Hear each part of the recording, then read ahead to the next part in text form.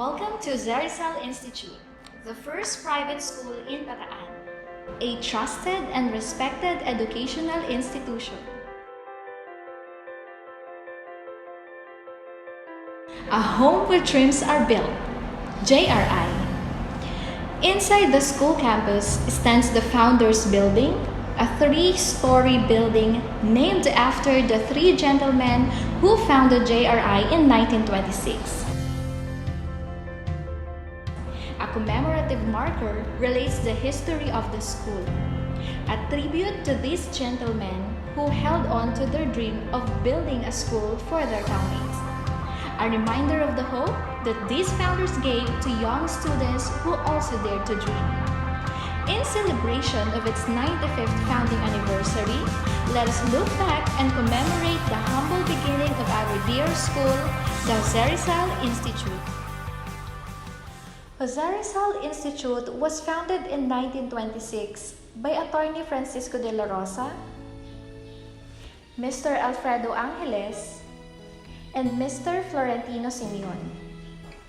It was named after our great national hero, Dr. Jose Rizal, who believed that the youth are the hope of the nation.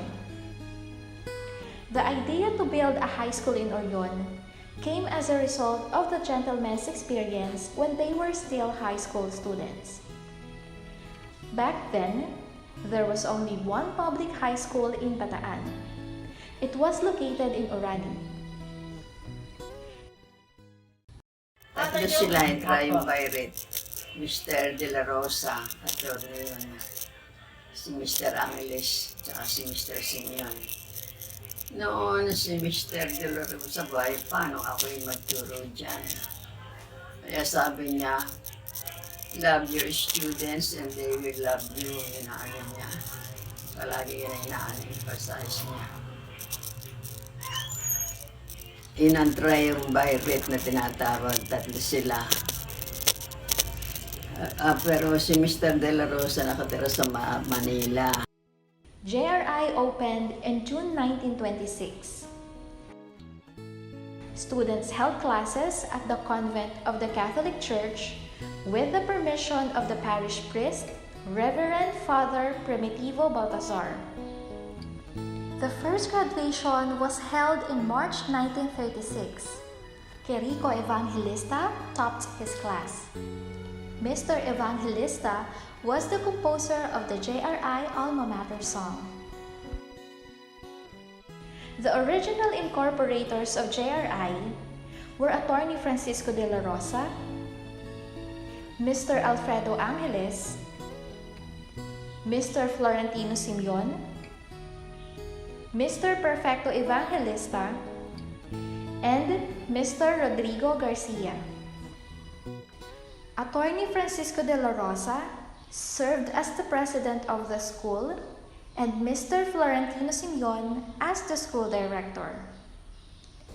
JRI was temporarily closed when the World War II broke out. Bataan fell into the enemy's hands in April 9, 1942. The Japanese army occupied Bataan until it was liberated in February 1945. Fourth year high school kami noon Nung nagbubumbahan dyan sa Manila Bay, kaya pala nagbubumba dyan ay merong isang malaking vapor na nakaangkla.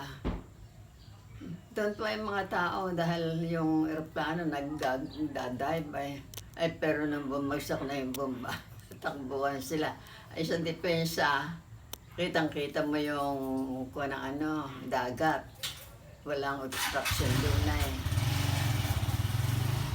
In 1955, JRI moved to its present location in a 2-hectare lot also located in San Vicente, Orion. The physical improvement of JRI were very noticeable. As the years went by, more buildings were constructed to accommodate the growing student population. JRI will not be where it is right now without the guidance and leadership of the men and women who served as its presidents and school principals throughout the years.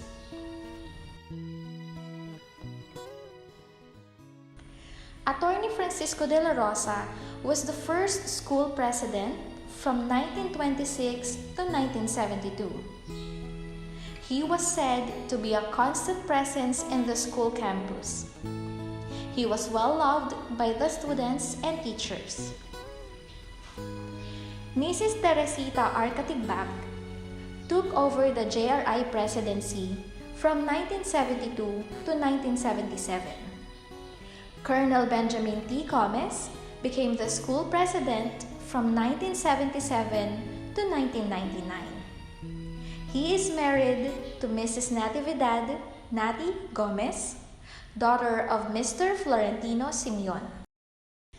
The current president of JRI is Mr. Ben S. Gomez, who took over his father's position in 1999.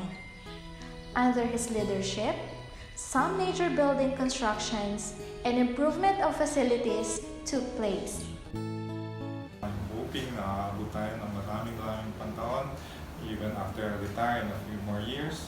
But I suppose the secret, or not the secret, is really it's a partnership between us and our community. Without our communities helping us, we will not be successful. At some point, we will close. So without their support, without our partnership with them, we will not be here. Sa lahat po ng nakikinig ngayon at sa lahat po ng mga magulang na patuloy na tumatangkilik sa amin, 95 years na po kami.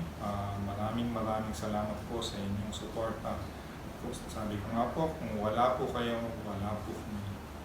Maraming salamat po sa inyo. Mr. Joaquin Lonson served as the principal in the 1940s to 1978. He was probably the most remembered principal of JRI. He was the principal when JRI moved to its present site. Mrs. Margarita Raimundo Rojas was the principal from 1978 to 1986. She was followed by Mrs. Josefa A. Simeon, who served as the principal from 1986 to 2009. Ma'am Pepa is the daughter of Mr. Alfredo Angeles and the wife of Mr. Cesar Simeon, son of Mr. Florentino Simeon. After Mrs. Simeon's retirement in 2009, Mrs. Socorro G. Estacio became the principal. At present, she's supervising both the junior high school and the senior high school.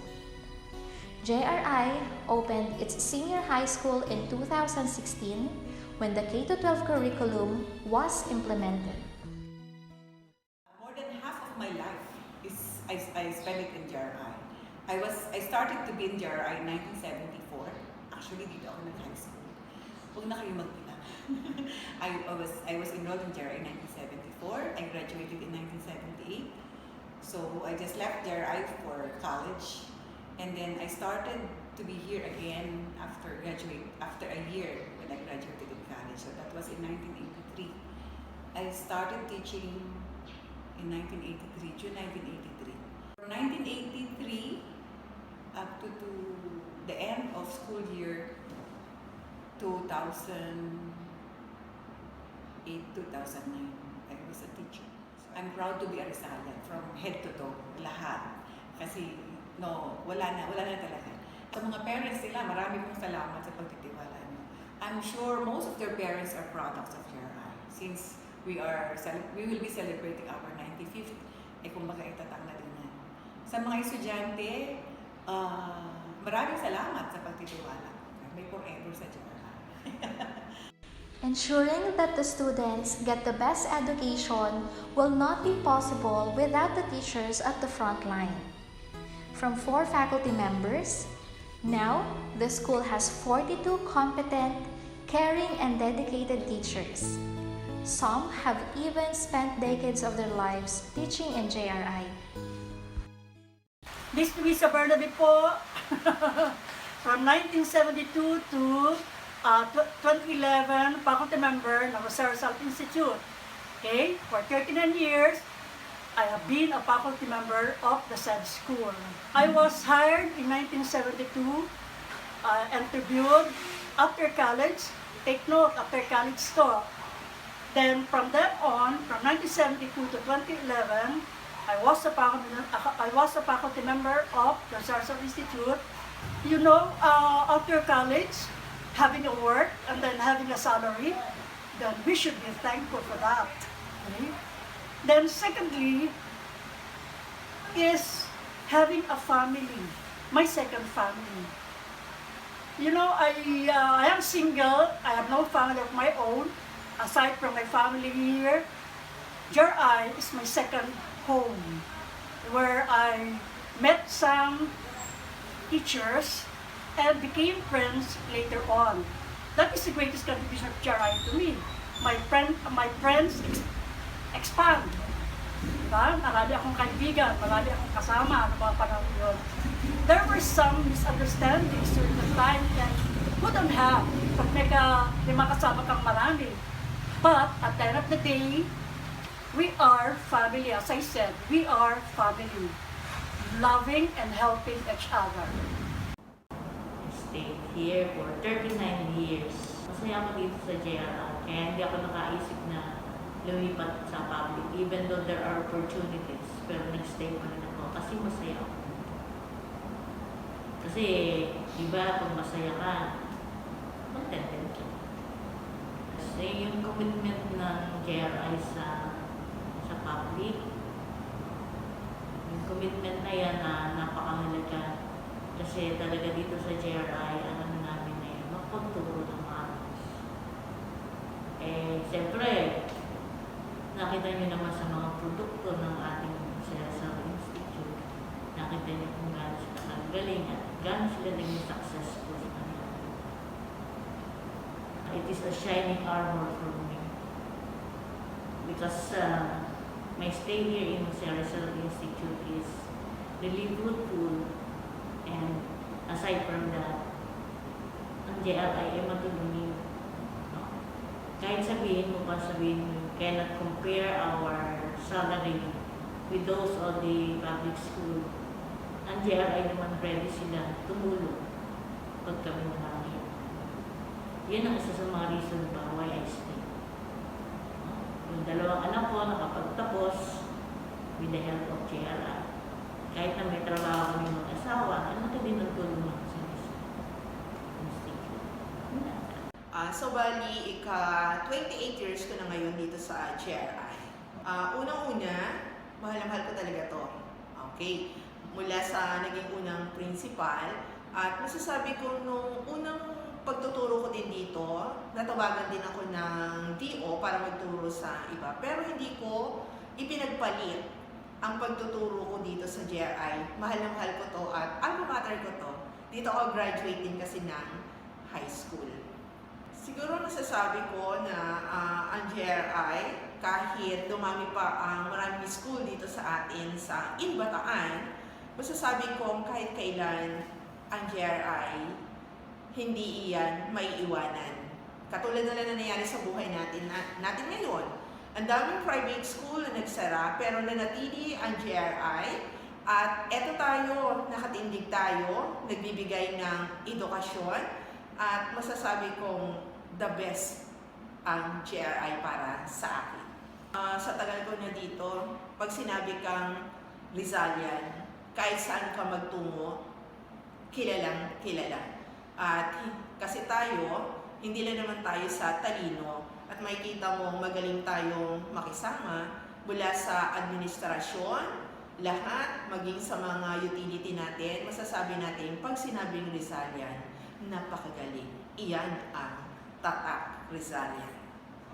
Well, it started 1990 to 2010, and then I stopped for 6 years, and then returned here from 2016 up to present, so almost 26 years. Sabihin natin, comfort zone para sa akin yung Jose Institute. Nandito yung malaking part ng aking kung sino si Ma'am Agnes ngayon. Ang brand na pinoproduce talaga ng Censor Institute ay yung galing sa mathematics. So, yun ang gusto ko pa rin pagpatuloy sa Censor Institute, na makilala pa rin yung ating paaralan na basta't Rizalian, magaling sa math. Para ko na siyang guro, marami akong natutunan, maraming experiences, at parang may excitement pagkasama mo yung estudyante. Kaya lagi kong sinasabi, ano man ang maging posisyon natin sa paaralang ito, lagi at lagi kong gugustuhin magturo dito sa ating paaralan. The school administration, just like the faculty, is committed to give the best service to the students and be the parents' educational partner. Because we provide the best value quality education. Second, stability. At 75 years, at 95 years, I mean, going strong pa rin ang JRI.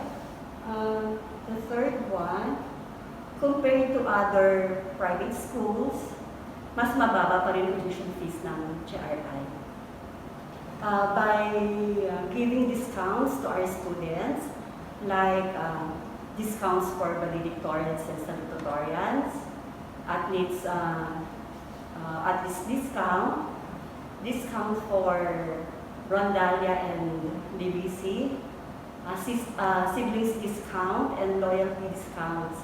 Aside from that, meron din tayong subsidies from the government, which is ESC for junior high and vouchers for senior high.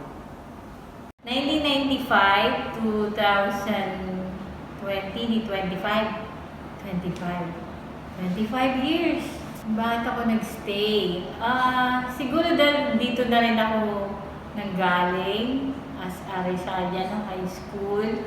Pati mga kapatid ko dito din. Kaya nagstay ako as Rizalian, as a faculty, as a staff ng JRI. Proud to share about the Rizal Institute. Siguro masasabi ko yung the best quality education na binibigay ng JRI, not only in Orion but also in Orani.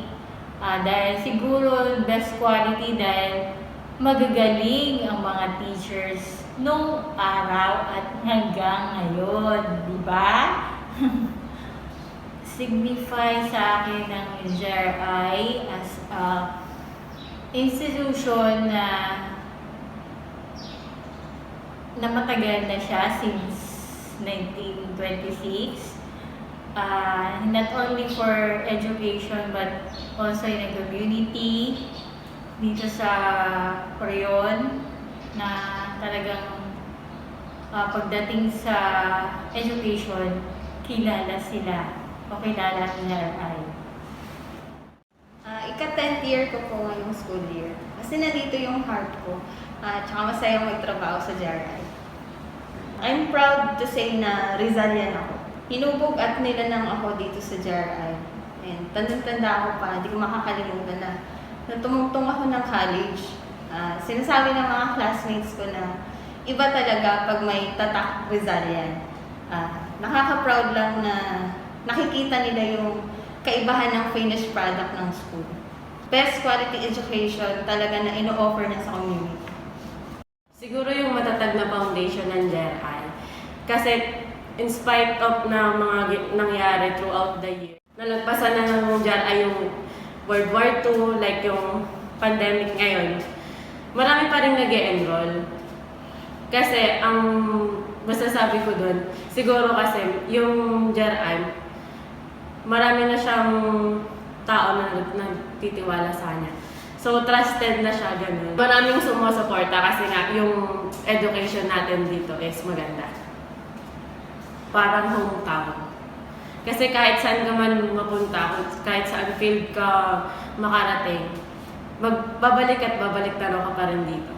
Ako po ay nagpapaaral ng dalawang anak sa Jose Rizal Institute. Ang isa po ay grade 9, Aquarius, at yung isa po ay grade 10, Diamond.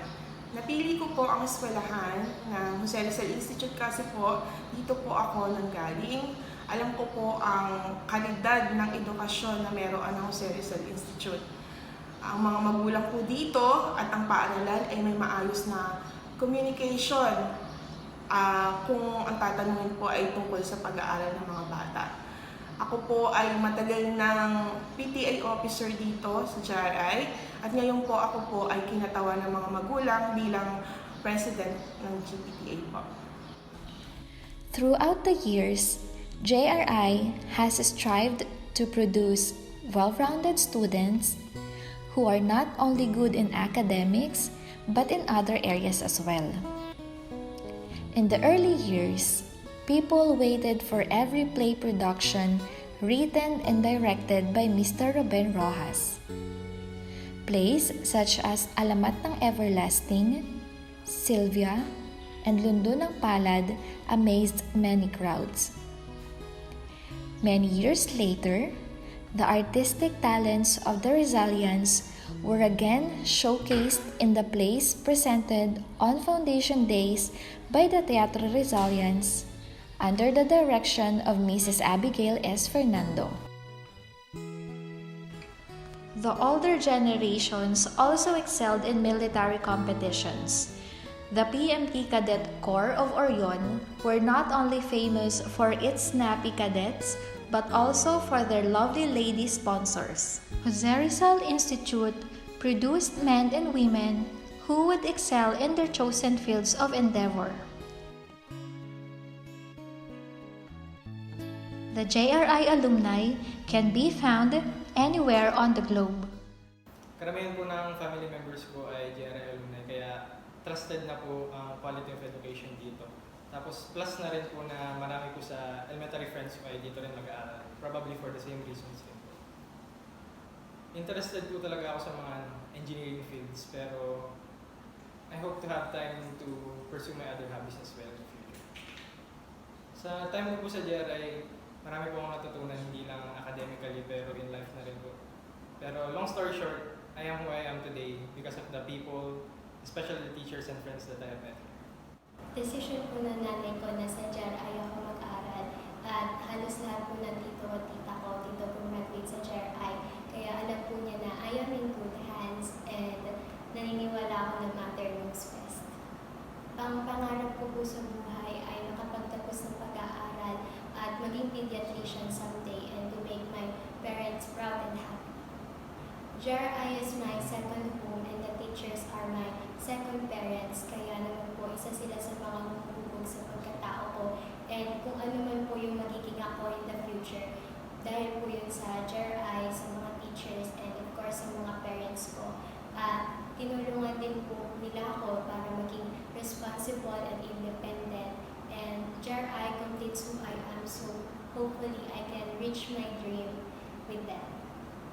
Main reason bakit ako nag-aral sa JRI dahil sa learning system, their authentic style of educating. Since then pa naman, Jose Rizal Institute is marked by vigorous economical growth and absolute development. So bakit hindi ka mag-aaral sa JRI, di ba? Normal stuff, great job, happy family. Pero in terms of dream profession, I always want to be a aviatrix or flight attendant. Iba kasi mag-flourish ng bata dito sa JRI eh. And they remind me of a quote na diamonds are made under pressure. Kaya I hope someday maging isa ako sa mga Astral alumni ng JRI. Isa sa napakaraming dahilan kung bakit ko po pinili ang Jose Rizal Institute upang maging educational partner ko dahil isa ang JRI sa pinakatanyag na paaralan hindi lamang sa bayan ng Orion, sa probinsya ng Bataan, kundi sa buong mundo. Kilala po ang Jose Rizal Institute sa magaling na humubog na paaralan sa isang kabataan upang maging magaling at maging tanyag na tao pagdating ng araw. Sa totoo lang, hindi naging madali yung pag-aaral dito sa JRI. Lahat ng grades, lahat ng achievements na nakuha ko is pinaghirapan ko. dito mo mararanasan lahat. Lahat ng hirap, lahat ng pagod, at the same time, lahat ng kasiyahan o lahat ng pwede mong maranasan sa buhay ay pwede mo nang maranasan dito. Yung pangarap ko sa buhay ay hindi siya usual na pangarap ng isang tao. Ang pangarap ko na gusto ko makamit pagdating ng araw is bukod sa masuklian, yung binigay ng mga magulang ko ay isang maging magaling na leader pagdating ng araw. Maging mayor, maging governor, or maging magaling na opisyal ng gobyerno. Napakaraming tinulong sa akin ng JRI, o marami akong natutunan sa JRI na naging dahilan kung sino at ako, kung sino at ano ako ngayon. Para sa akin, pahalagahan yung mga bagay na meron ako, maliit man o malaki, at makontento sa mga bagay na meron ako, ano man yan, maliit man yan o malaki. Siguro sa buhay ng tao, mararanasan mo naman talaga lahat. Pero para sa akin yung Jose Rizal Institute, ito yung naging dahilan kung bakit ito ako ngayon, hinubog ako ng Jose Rizal Institute upang maging magaling or upang maging magaling or mas maging matatag na tao pagdating ng tao. Jose Rizal Institute is truly a gift to the young people of Orion and its nearby towns. It has contributed to the welfare and progress in the lives of its alumni and their families. It will continue to do its modest share in contributing to the betterment of our society. Most of all, it will continue to inspire its students to believe in their dreams and pursue them, just as our founders would have wanted them to do. Hail to Jose Rizal Institute!